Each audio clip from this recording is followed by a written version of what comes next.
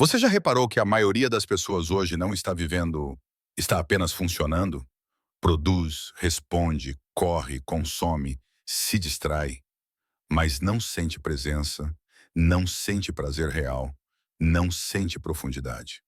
Isso não é coincidência. Isso é o retrato de uma sociedade profundamente neurótica. E existe algo ainda mais grave. Quem não enfrenta a própria neurose, mais cedo ou mais tarde, paga um preço alto, emocional, relacional, físico e existencial.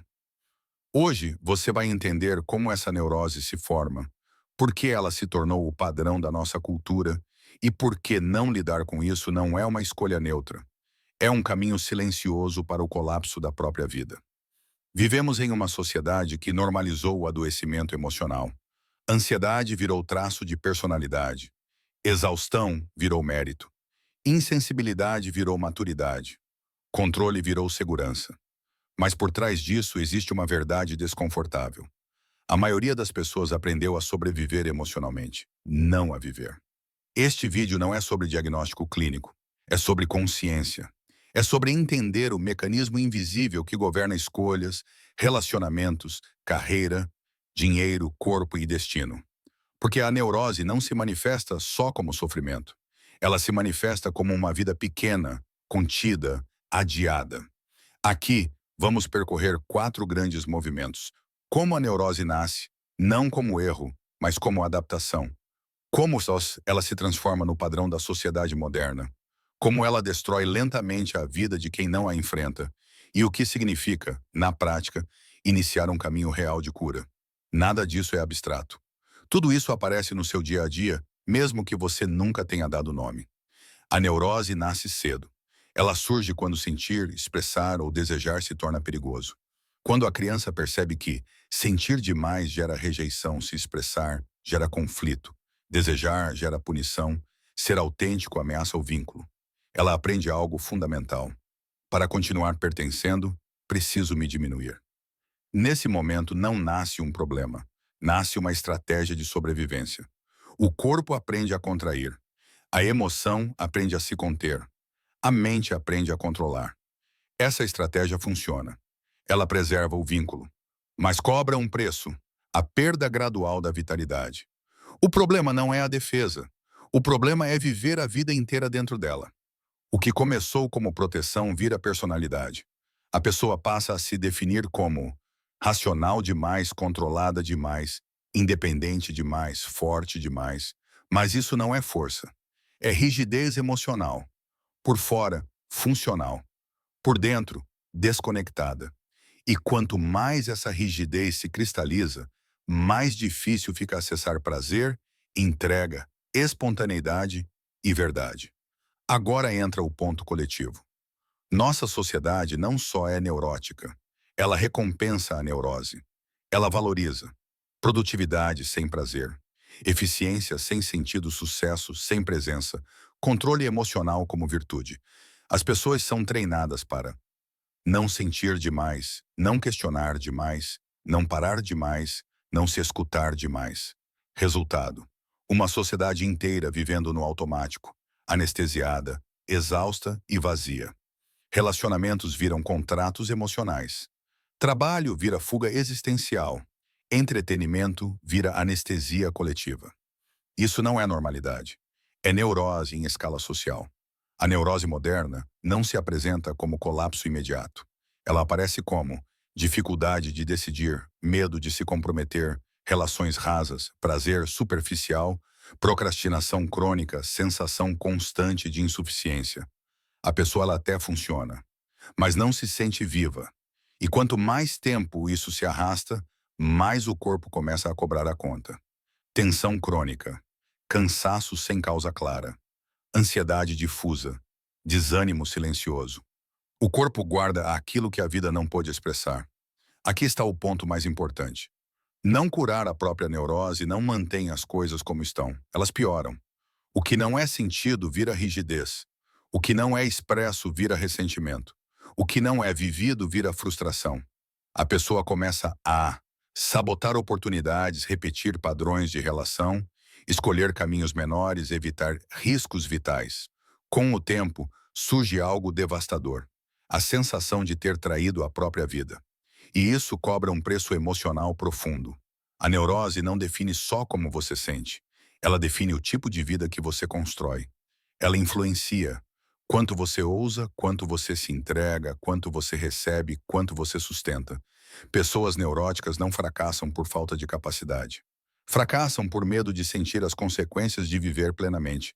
O medo não é do fracasso, é da intensidade da vida. Curar a neurose não é eliminar defesas, é tornar-se consciente delas.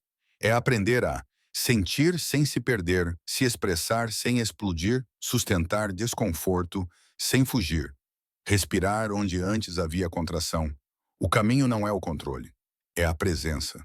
Presença no corpo, presença na emoção, presença na escolha. A vida começa a voltar quando a pessoa aceita sentir, não como ameaça, mas como informação. Um dos pilares centrais da neurose moderna é a ilusão de controle. A pessoa ela acredita que, se controlar emoções, cenários, pessoas e resultados, estará segura. Mas o controle não traz segurança. Ele apenas reduz o contato com a vida. Quanto mais alguém tenta controlar tudo, menos espontaneidade existe, menos prazer, menos surpresa, menos verdade. A vida real é imprevisível por natureza. E tentar viver sem risco emocional é, na prática, tentar viver sem vida. O controle excessivo não é maturidade, é medo sofisticado. Nos relacionamentos, a neurose cobra um preço ainda mais alto. Pessoas neuróticas evitam conflito, mas acumulam ressentimento. Desejam intimidade, mas fogem da vulnerabilidade. Querem ser amadas, mas não se mostram inteiras. Criam vínculos onde ninguém se entrega por completo. Relações onde tudo funciona menos a verdade. O resultado são relações mornas, frágeis, facilmente substituíveis. Conexões que não atravessam crises porque nunca foram profundas. A neurose transforma o amor em negociação emocional. E negociação nunca sustenta intimidade real.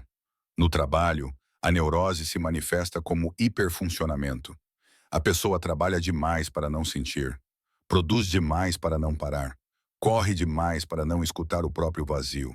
O trabalho vira identidade, vira anestesia, vira justificativa para não viver outras dimensões da vida. Mas isso tem um custo. Quando o trabalho perde sentido, a pessoa desmorona, porque não construiu nada além dele. A neurose cria carreiras bem-sucedidas por fora e vidas empobrecidas por dentro. O dinheiro também é profundamente afetado pela neurose. Algumas pessoas acumulam por medo, outras gastam por vazio, outras travam completamente diante da possibilidade de crescer. O problema não é o dinheiro, é a relação emocional com ele. Quando a neurose governa, o dinheiro vira símbolo de valor pessoal, proteção contra a insegurança, tentativa de preencher o que falta internamente. E nada disso funciona a longo prazo. Sem cura emocional, nenhuma quantidade de dinheiro gera paz. Quando a pessoa não escuta emoções, o corpo fala. O corpo é o último território da verdade. Tensão constante, fadiga inexplicável, dores recorrentes, doenças que surgem do nada. Nada surge do nada. O corpo carrega aquilo que a mente insistiu em negar. Ele não acusa, ele informa. Ignorar o corpo é ignorar o próprio limite. E a vida sempre cobra quando o limite é ultrapassado por muito tempo. Aqui existe um paradoxo cruel. Muitas pessoas preferem sofrer de forma conhecida do que sentir algo novo. Preferem a dor previsível à vitalidade desconhecida. Isso acontece porque sentir de verdade exige abandonar defesas antigas. E abandonar defesas dá medo. Mas o sofrimento neurótico é cumulativo. Ele não se resolve sozinho. Ele se aprofunda. O medo de sentir hoje cria um sofrimento muito maior amanhã. Até a espiritualidade pode virar ferramenta neurótica. Quando usada para evitar emoções difíceis, negar raiva, tristeza ou medo se sentir evoluído, sem se transformar, ela vira fuga elegante. Espiritualidade verdadeira não afasta da vida. Ela aprofunda o contato com ela. Qualquer caminho que anestesia emoções não liberta, apenas adia o encontro com a verdade. Curar a neurose não é se reinventar artificialmente. Não é performar felicidade. Não é eliminar medo. Não é virar alguém idealizado. Curar é remover camadas de contenção. É recuperar partes da experiência que foram abandonadas. A pessoa não se torna melhor. Ela se torna mais inteira, mais sensível, mais firme, mais viva.